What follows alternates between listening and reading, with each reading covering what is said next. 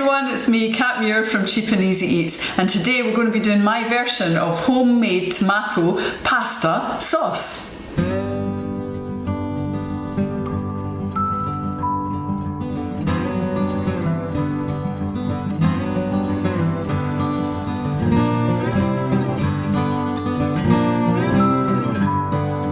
Hi everyone, today I'm going to be doing my version of homemade tomato pasta sauce. Now I use that for so many things. I use it as a base for chili, I use it as a base for not only pizzas but for anything that I use tomato in. Like I said, chili, shepherd's pie, all sorts of things. My daughter loves it so much cold that she uses it to dip mozzarella sticks and things like that in. So it's just such a lovely, lovely sauce, and you can use it cold if you don't want to have it heated up. If you want to do some raw vegan stuff, you can spiralize a courgette or a zucchini for my American friends, and you can mix it through with this tomato sauce. And if you want it a little bit warm, you can just warm it very lightly, or you can have it hot. We use it a lot for spaghetti as well as for pizza, and it's just one of these really lovely, lovely sauces. So we're going to get started, and you're going to need a blender or a food processor. There's sort of no getting around it. The ingredients that we're going to use to make it is we're going to use some chopped tomatoes, we're going to use some tomato puree. Sun-dried tomatoes is like the key ingredient for the flavour, the really lovely, really lovely juicy flavour.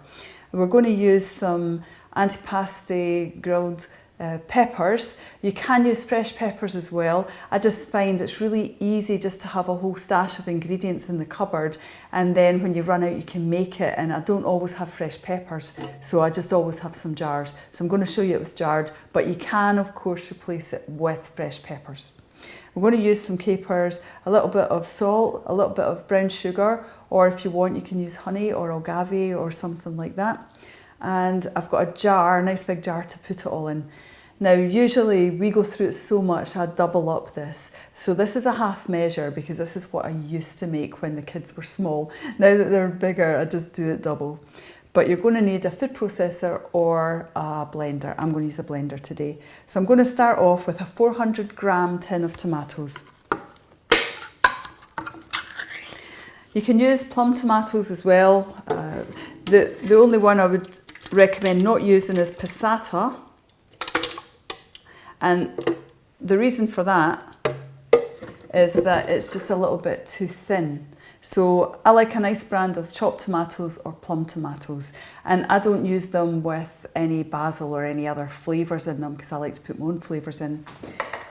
These are all garlic free because, like I said, I'm not a big fan of using a lot of garlic, so I don't put garlic in, and I actually find it so full of flavour.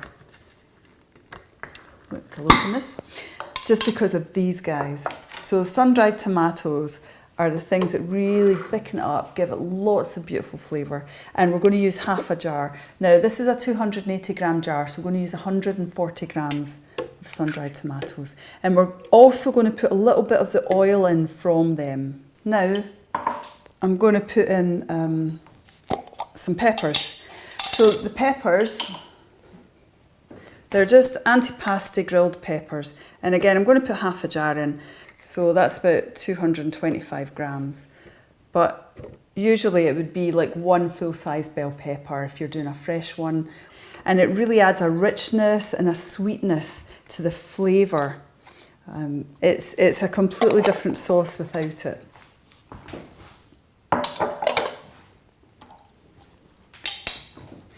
And as for capers, sometimes the sun-dried tomatoes have capers in them, and if they do, that's great, just use them. If they don't, I just put just a few. You don't need very much. It just gives it an extra kick of flavour. It's so nice. Now I'm also going to put in some tomato puree. It doesn't matter whether you use the tube or the jar. It's just sometimes the jar is easier, and we're just going to do 2 nice big heaped teaspoons of tomato puree. So it's easier to measure it out if you get the jar.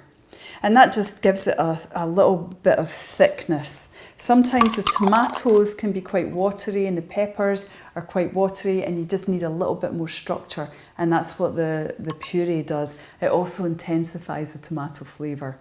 So now we're left with our last two ingredients. A little bit of salt, a little bit of sugar.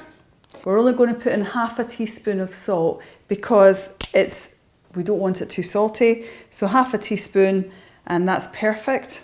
So, and then our sugar, it's the same thing. If it's too sweet, it's really not nice to taste. So all we want with the sugar, we want to be really careful, and literally half a teaspoon of sugar. So it just gives it that little contrast in the flavour, and that's what we're looking for, is just a little bit of contrast in the flavour. And then it's easy as anything, because all we're going to do now is whisk it up.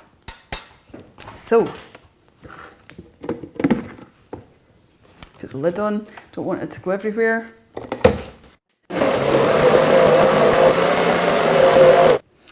Now, I like it really well blended. I don't like it to be coarse at all. So that's why I've blended it just for, about 20 seconds there. And now this is delicious, and it does for so many different things, like I was saying. I'm just going to have a little taste of it, and then I'll put it in my jar. It smells really, really wonderful.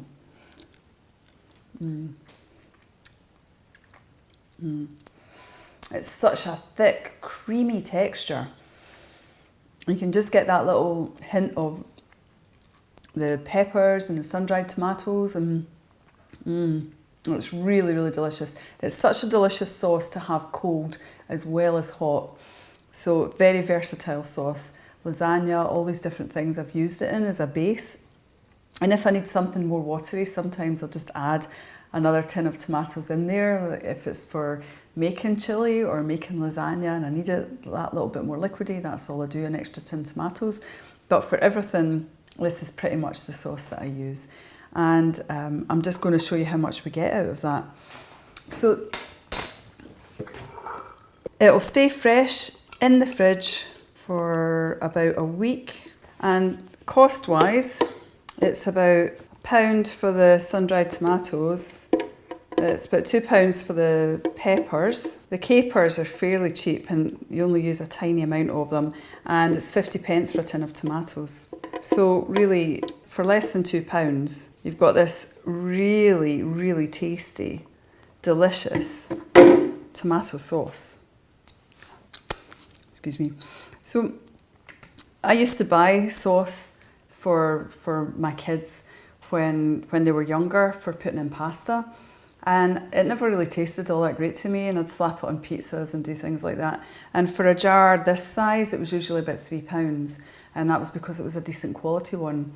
With this, it's a little bit less, but it's about less than £2 for this size.